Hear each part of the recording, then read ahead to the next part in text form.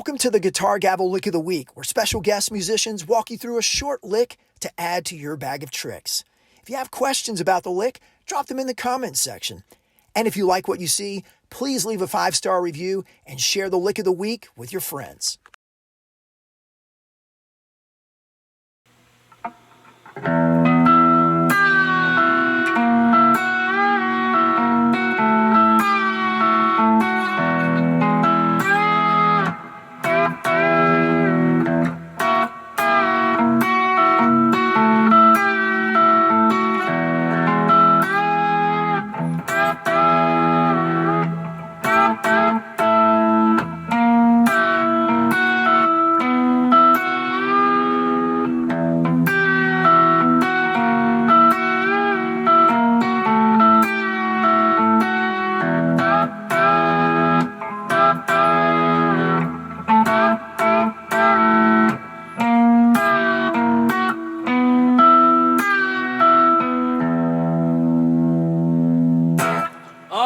Today's Lick of the Week is going to be seemingly almost impossible for some of you, and for others of you, it will come pretty easily.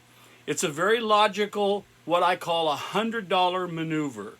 If you can get this right, and you can pop this in a song in the middle of a gig or a band practice, you're going to feel like somebody just handed you a crisp $100 bill. So I call it a $100 lick.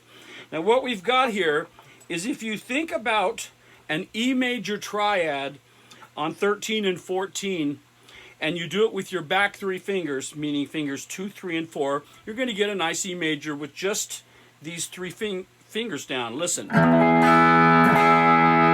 Now you got to make sure your guitar is completely in tune very accurately.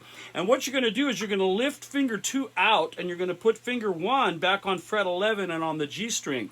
So there's going to be a full step bend that's going to happen, and you're actually going to pull that into G sharp. So if you play the triad, I'm going to leave off the number 6, the big E, and I'm going to start with string 5, and I'm going to play the triad, and I'm going to have a pre-bend in position. So you can see how important the tuning of that bend is. And you have to practice starting in the pre-bend position and then pulling it back up to where you feel and hear that lock of that perfect third. Listen. Can you hear that? Now when you put the bottom E in, then you get...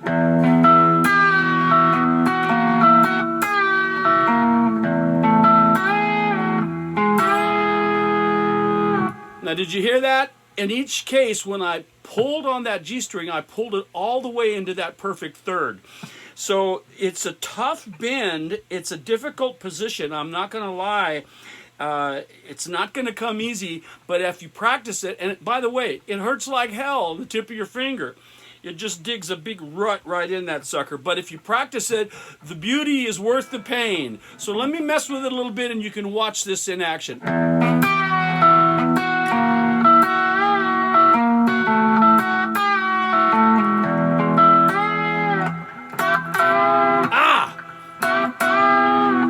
See, if you pull these two out of shape like this, if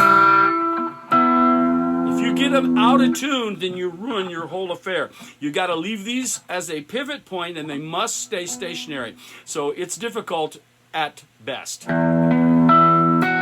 now we're in the right posture tuning-wise. So let's try that again.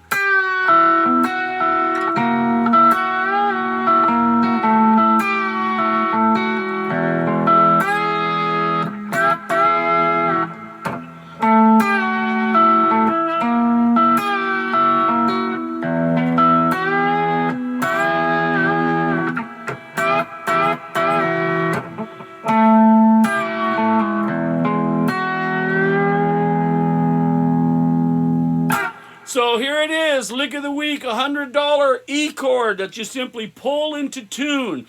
And they call this Faux, F-A-U-X, faux steel, which means false steel guitar. You're supposed to be able to capture the steel guitar vibe. And we can move it around anywhere. Let's take it down to D and do it for just a moment.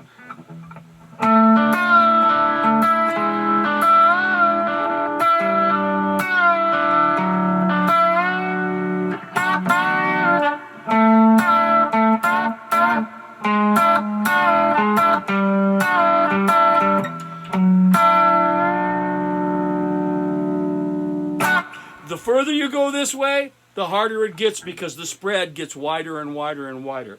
So I would say the most advantageous territory is D, E, G. You can fit it in up here. It feels kind of tight, but if you do it in G, and